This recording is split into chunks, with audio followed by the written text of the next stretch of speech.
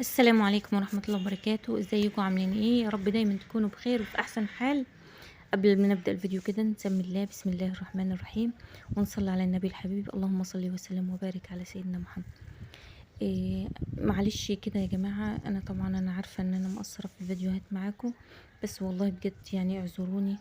إيه، طبعا كل ستات البيوت عارفين يعني ايه كل يوم تصحي على ما تخلصي شغل البيت اللي وراكي وتخلصي كل دنيتك اللي وراكي، تبقي خلاص هلكانة ما بتصدقي.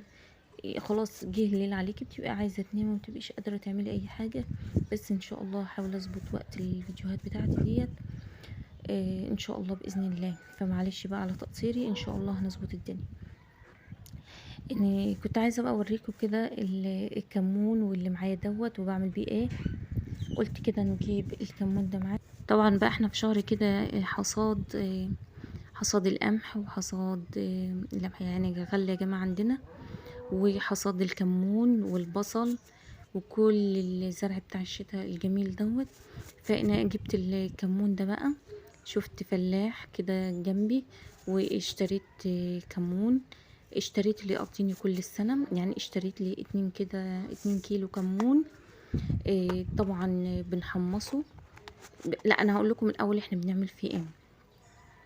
انا طبعا وانا بجيبه من الفلاح كده، انا عايزه اقول لكم كمان ان انا اول مره اشتري كمون، وان انا ايه يعني اشتري استخدامي من الكمون طول السنه. تمام. وتجربتي انا هحاول انقلها لكم ان هو فعلا فعلا يا جماعه ده احسن من الشراء من عند العطار بكتير. انك تجيبي صحيح كده الكمون وانت اللي تشتريه كمان وتصحنيه عندك، بيبقى فيه فرق يا جماعه فعلا، طعم وريحه. يعني انا كان صحابي يقولوا لي كده، تجيبيه صحيح كمون وتطحنيه انت عندك في المطحنه بتاعه الخلاط، احسن 1000 مرة من اللي احنا بنشتريه مطحون من عند العطار. انا فعلا ما صدقتش الا لما جربت. عايزه اقول لكم بقى ان انا اشتريت 2 كيلو كمون. سعر الكمون دلوقتي من 150 ل200. تمام. طبعا سعره حلو جدا. احنا بنشتريه من العطار ب400 و450 كمان. وفي مناطق تانية بيبيعوه 500 جنيه يا جماعة. وطلع مش كمون، والنعمة يا جماعة ده ما طلع كمون. على الطعم والريحة اللي انا شفتها في الكمون ده اللي احنا بنشتريه من عند العطار مطحون، ده مش كمون، ده كمون او ريحة كمون ومحطوط عليها توابل تانية وحاجات تانية، اضافات تانية ليه عشان يكسبوا من البيع بتاع الكمون ده. تمام. وجربوا، اتحدى اي واحدة تجيب كمون صحيح وتطحنه وتعمل بيه اكل وتحس بالفرق بين الكمون اللي كانت بتستخدمه عند العطار والكمون اللي انت بتعمليه انت في البيت. تمام.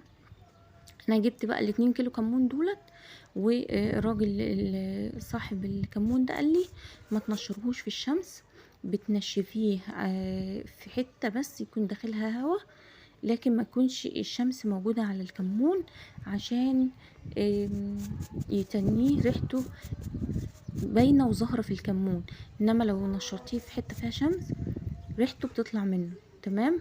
وبتقلل ريحته جدا يعني.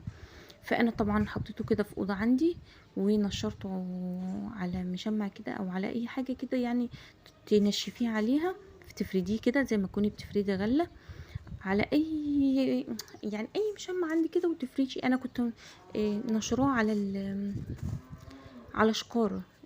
تمام. لان هو بيخس شويه، يعني لو جايبه كيلو مثلا ممكن ينقصه 200 جرام بعد ما ينشف. تمام. لو جايباه يعني ايه طازه كده زي ما انا جايباه.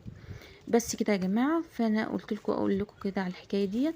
طبعا بقى بعبيه في اكياس بعد ما بنضفه كده من اي حاجه فيه، بعبيه في اكياس وبحطه في درج التلاجة او بحطه في الفريزر، ما بيجرلوش اي حاجه.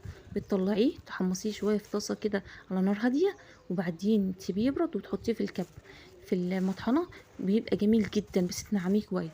تمام. طبعا بينفعنا كمان مع الطيور بتاعتنا بقى، واحنا بنعمل لهم الخلطات والوصفات دي بيبقى جميل قوي.